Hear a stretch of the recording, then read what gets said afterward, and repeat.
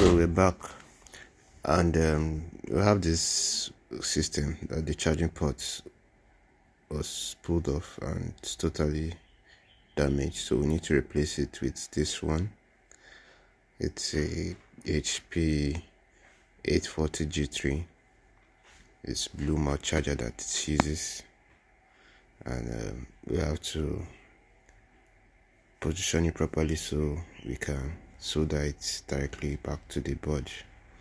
In doing so, we will find the right position for it.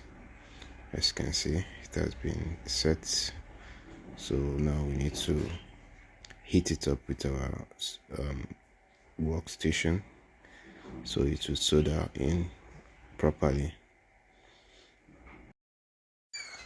So in doing so, apply little heat because this charging port is basically made up of rubber and some metal parts, so they not melt the rubber into the metal.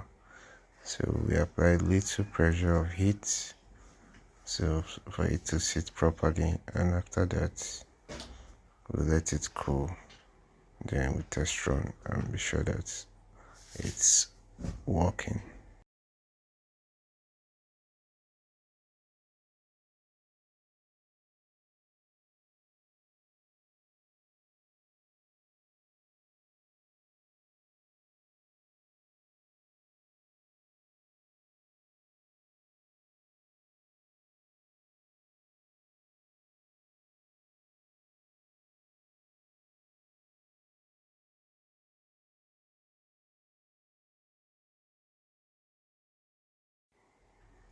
So looks frame, this frame, so we test run and see, plug our charger to see if it will bring up power up. Let's see if the light will come up. Yes, the light is up. So our charger port is properly well seated and it's functioning fine. So wait and see if the light will come up. Yes, the light is up and it's running. That means it was well soldered to the board.